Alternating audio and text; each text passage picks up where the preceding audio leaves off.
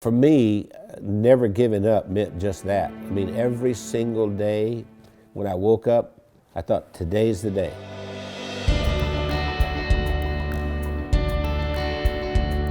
I was the second son in a sharecropper's family, and a sharecropper means that you don't own anything. I mean, you work for someone else who's the landowner.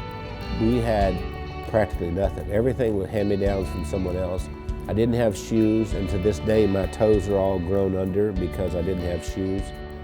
I remember I had this encounter with my mother, and I said, you know, tell me you love me, and she didn't do it. And so I went down and I sat on this creek bank and I thought, you know what? I don't care if anybody loves me, I love me. I made a list of goals that I wanted to accomplish, and they were laughable because I didn't even have 2 nickels to rub together, but my first goal was I was going to be a millionaire by the time I was 35. Number 2, I was going to have food to eat because we were always hungry. I mean, my little brother and I used to make mud pies to stop the hunger pains, and I was going to travel all over the world. Those were my goals.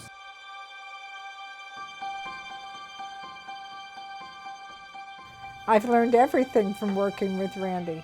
I didn't know anything about business. I started out, before I met Randy, I was a teacher, a mathematics teacher.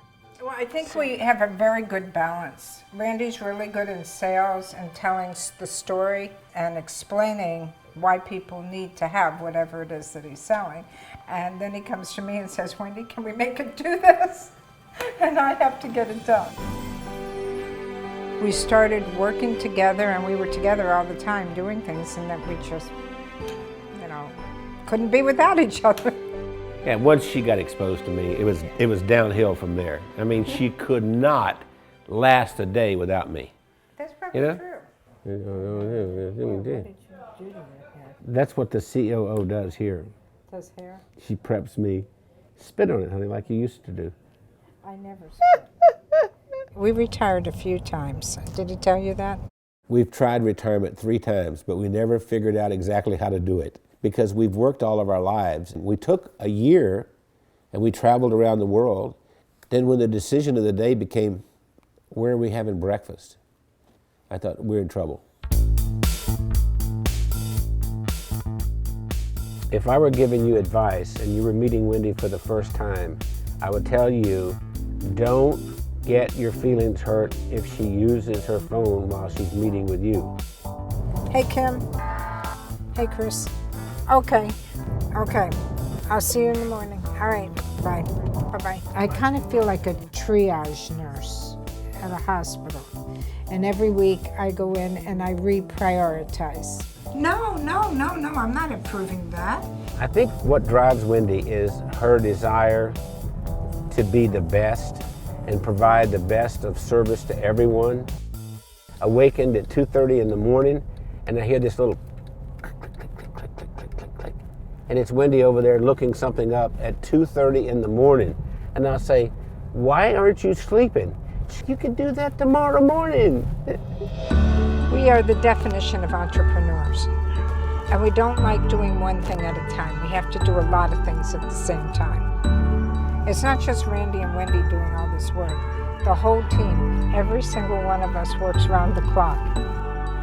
Hey, gorgeous. Listen, Bernice has been with us for what, 5, 6 years? 6 years.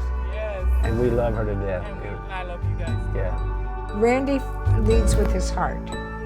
And he's the most incredible person I've ever met. He's gone through so much in his life. And I believe that Randy's, I'm going to make me cry here. Randy has made the difference in my life. What's important is, what do I contribute this day to make the world a better place? I know that sounds corny, but that's really what it is. My daddy used to say, we leave here with empty pockets. The other thing my dad said is that when you leave, you'll be accountable for 2 things. 1, how did you treat Mother Earth? And 2, how did you treat the people on Earth? I feel that I have found joy and that I've given joy, and I think there's a lot more joy that we can give.